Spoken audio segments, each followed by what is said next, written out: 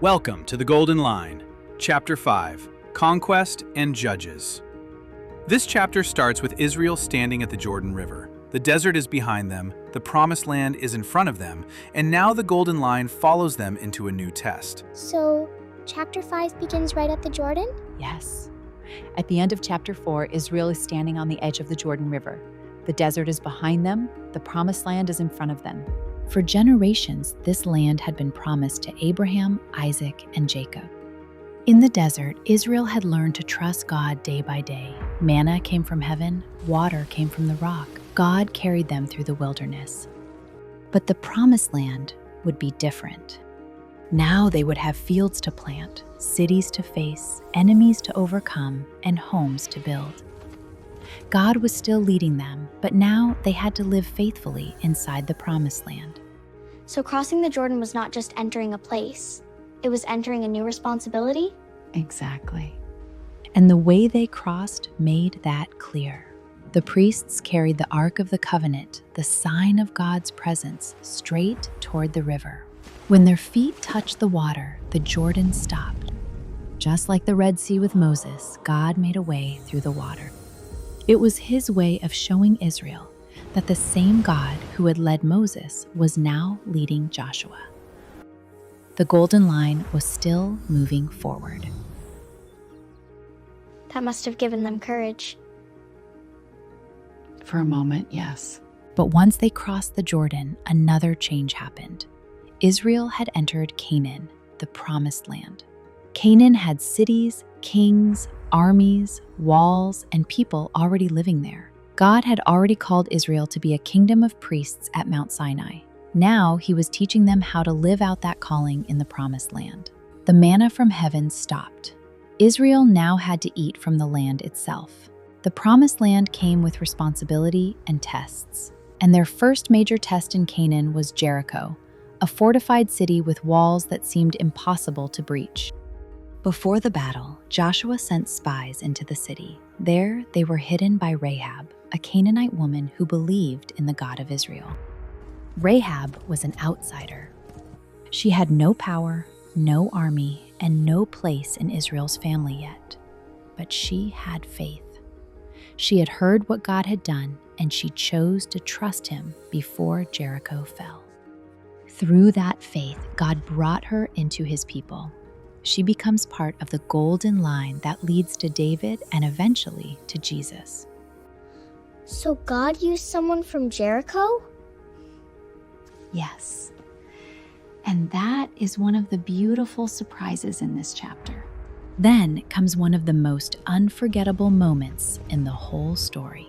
For 6 days, Israel marched around Jericho once each day, with the ark going before them. On the 7th day, they marched around it 7 times. The priests blew the trumpets, the people shouted, and the walls of Jericho came crashing down. Rahab and her family were saved, just as they had promised her. Jericho falls, not because Israel is powerful, but because God is with them. But after that great victory, Israel faces a painful lesson. Jericho was not just another battle. It was the first victory inside the Promised Land, and God had given clear instructions. The people were not to take what had been set apart for destruction or devoted to him. The victory belonged to God. But one man, Achan, saw some of the forbidden things and secretly took them for himself. He hid them in his tent, thinking no one would know. But hidden sin still affects the whole people. Because of Achan's disobedience, Israel loses the next battle at Ai, a much smaller city they expected to defeat easily. The promise came with important lessons. Exactly.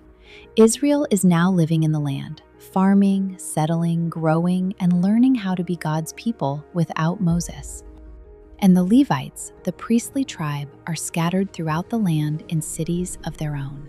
Their mission was different. They were meant to teach the law, guide worship, and help the people remember the covenant. By spreading them across the land, God placed spiritual guides among the tribes. They were there to keep Israel connected to him. But Israel still faced a serious test. They did not remove every enemy from the land. Some nations remained nearby. Their idols, customs, and way of life surrounded Israel. God allowed this as a test. Would Israel remember who they were? Would they teach their children? Would they stay faithful when the nations around them looked attractive? After Joshua dies, the people begin to forget the Lord. There is no clear leader like Moses or Joshua. The tribes grow divided. The people copy the nations around them. And Israel enters one of the darkest chapters in the Old Testament, the time of the judges. These judges were leaders God raised up to rescue Israel. They guided the people, led them in battle, and called them back to God. The pattern keeps repeating. Israel has peace. Then, slowly, they forget God. They fall into sin. Enemies oppress them. They cry out to God. God raises a judge to rescue them. Peace returns. But after a while, they forget again. They keep repeating the same mistakes? Again and again. Because peace can be dangerous when people take it for granted. And honestly, isn't that still a danger for us today? When life is hard, we pray. We ask God for help. But when life becomes comfortable, how quickly do we start acting like we can do everything on our own? That feels very relatable. It does. And during this time, God kept raising up judges to rescue his people. Deborah was one of them, a wise prophetess who led Israel with courage. She called Barak to battle, and when he obeyed, God gave Israel victory over their enemies. Later, God raised up Gideon. Gideon began afraid and hiding, but God chose him anyway. And with only 300 men, torches, jars, and trumpets, Gideon defeated a huge enemy army. It was God's way of showing that the victory did not come from human strength. But even after rescues like Deborah, Barak, and Gideon, Israel's heart kept drifting away from God. The judges could save Israel from enemies for a time, but they could not heal the deeper problem inside the people. And that deeper problem becomes very clear in the story of Samson. Everyone remembers Samson for his strength and his long hair, but his hair was not magic. It was the sign of his Nazirite vow, a sign that he was set apart for God. The strength came from God, but Samson treated his calling carelessly. When he gave his secret to Delilah and allowed his hair to be cut, he was not just losing hair, he was turning away from his covenant. So Samson's story is like Israel's story? Exactly. When Samson honored his calling, he was strong. When he became careless with the covenant, he became weak. And the same was true for Israel. When they walked with God, they were strong. When they tried to become like everyone else, they lost their strength. Samson is Israel's story in one man. But in the middle of all this chaos, the Bible gives us a quiet story of hope.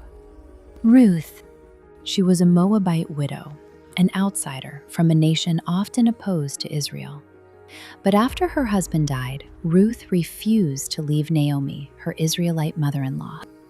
Naomi had lost her husband and her sons, but Ruth stayed beside her.